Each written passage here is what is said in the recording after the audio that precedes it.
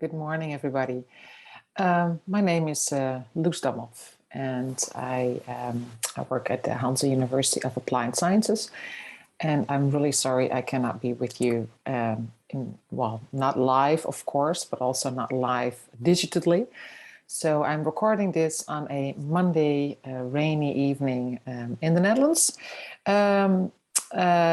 because I'm training at this moment. So, but I'm really happy to tell you a little bit about the work that I do, which evolves around futures literacy. And of course, what better place to do this here at the Future Summit with so many incredibly important topics to cover and for dialogues, to start conversations, to explore multiple futures, etc. So I'm really happy that at least I can leave a message and hopefully teach you one thing or two about how to become futures literate. First of all, let me tell you that it's not possible to do that within 15 minutes. That is because it is a capability, a skill that needs to be learned, that needs to be nurtured, that needs to be developed.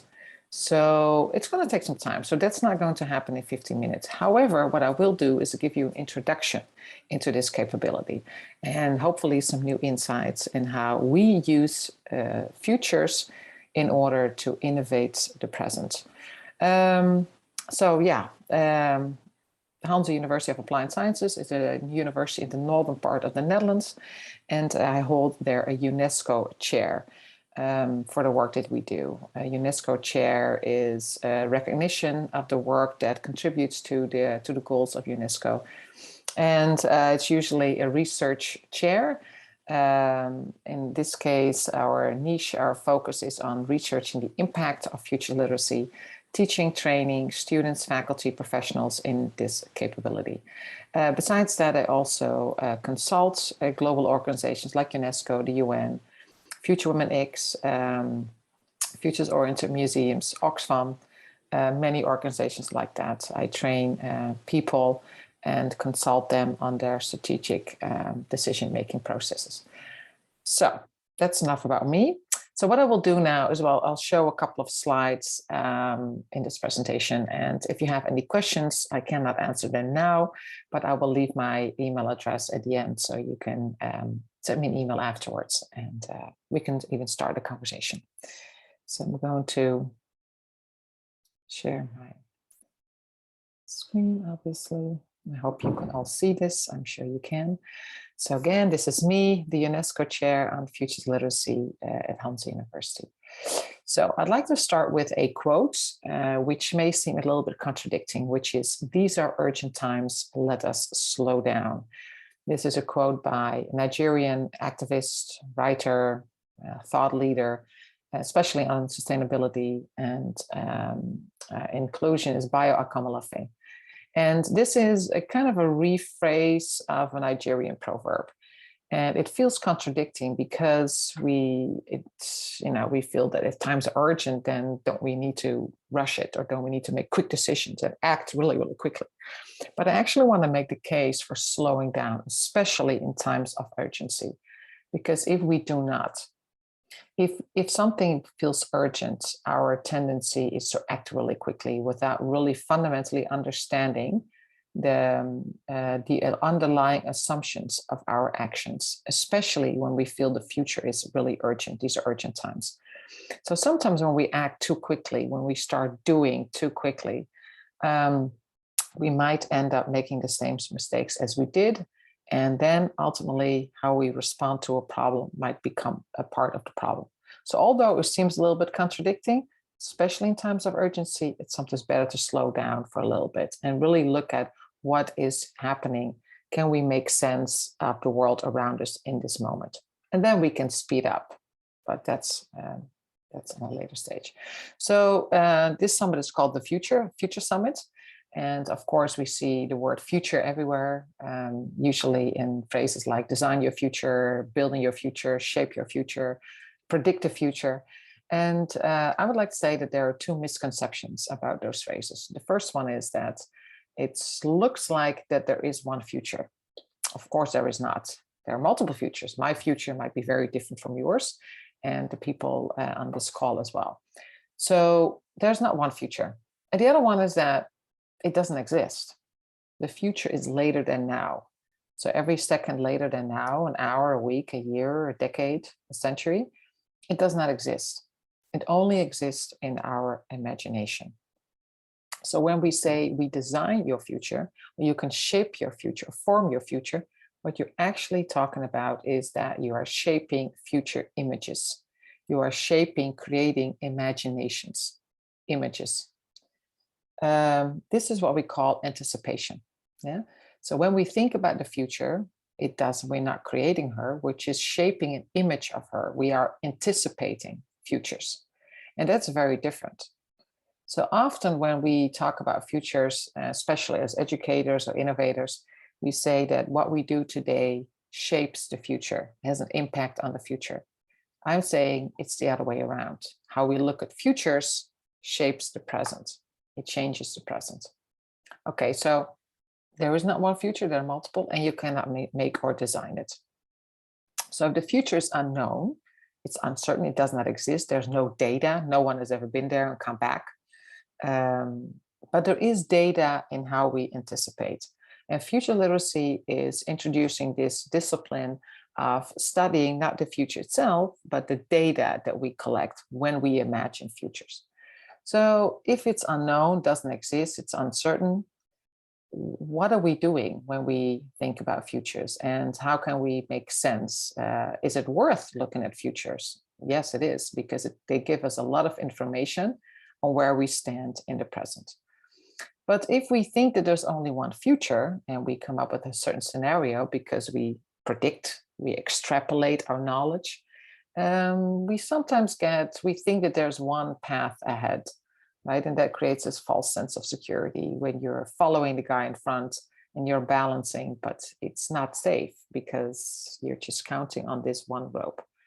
So, but if we cannot fully predict all that uncertainty and uncertain futures, there's only one thing that we can do, is that we have to change our attitude towards uncertainty and towards complexity. So that's what future literacy is about. So like I just said, anticipation matters because it changes the present. When we think about the future, we anticipate. Our images of the future, how we anticipate, why we anticipate, and when we anticipate, that matters because it changes how we think and act and behave in the present. So anticipation is a field, is a discipline. Future literacy is not the only element of it. There are several ways, and I'm sure you'll encounter them in many conversations at this summit, which is one is foresight, for example, forecasting, scenario planning, horizon scanning, futures consciousness, which is the awareness of the multiple futures. There's futuring, which is thinking about future in general. There's speculative design. How can we design future scenarios like in real spaces and then enter them and see how that makes us feel? And of course, there is futures literacy. Now, this is not completely exclusive. There are many other ways to look at futures, but these are just some elements of the broader discipline of anticipation, or as we sometimes call it, futures studies. So how do we study futures and how we think about the future? What is futures literacy adding to the mix? Futures literacy is adding to the mix another way of using the future, because the majority of all these elements, ways of looking at the future, is based on either planning or preparation. We're either predicting the future and we are prepare ourselves for it, or we are dreaming the future and we plan for a certain desirable future. Future literacy is saying you cannot do all of that. We also have to look at how we can anticipate for emergence. So how do we relate to uncertainty and to the complexity of the present moment? Actually, future literacy is very much about the present. So how does that work? I'll explain. First of all, trying to give a definition, but it sometimes changes back and forth, but this is a pretty inclusive, I think. It's the capability of using the future to innovate the present and make better informed decisions. Not better decisions per se, because we don't know what one decision would lead to, if it's better than the other one. We don't know that, but it's probably better informed decisions. It's a capability, a skill, something you can teach, something that you can learn. It's a skill of imagining multiple and diverse futures, really stretching the imagination. So not just accepting one scenario that companies give us, or Hollywood, or Elon Musk, or trend watchers, or governments. It's actually by yourself, just yourself, individually, expanding your imagination, putting different futures next to it, because, as I said, there is not just one future. It's also the skill of looking through those futures at the world anew. So what we are not that interested in what these futures look like, in the sense that, can we predict them? Do we know what's going to happen? We don't. But we can use all those images and use them as lenses, then look through those lenses and then see different things in the present. Yeah, we sense more when we do this, but things also make more sense. So looking through those glasses to see the world anew. So how do we use the future? I've often said a couple of times, using the future, what does that really mean? What we usually do, what we're really accustomed to, is that we plan and prepare when we think about the future. We either want something to happen, so we plan accordingly, or we think something is going to happen, and then we prepare ourselves for that accordingly. That's often what we do, whether it's preparing ourselves for the effects of climate change, whether it's planning a new government policy around health, whether it's planning for your wedding day, whether it's planning for your week, or preparing yourselves for a fifth wave of COVID-19, as it's happening right now in the Netherlands. All these ways all evolve around planning and preparation. That's how we use the future. Simple as that.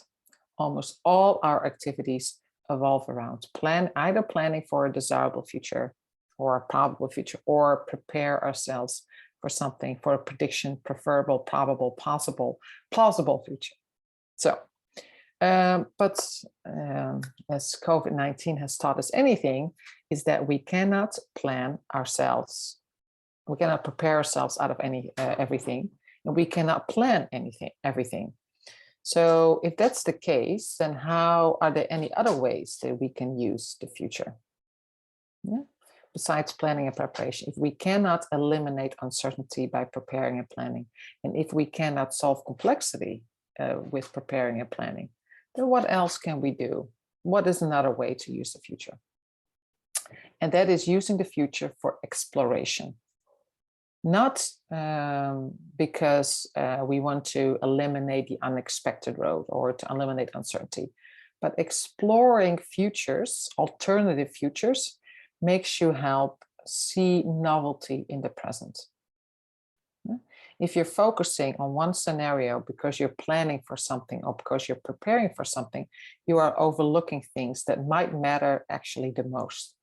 So how can we broaden our view and make more sense of the present? How can we train ourselves to detect novelty, emergence, spontaneity, improvisation? How can we do that? We can do that by exploring alternative futures, not probable ones or desirable ones, but alternative futures, to understand what are our underlying assumptions.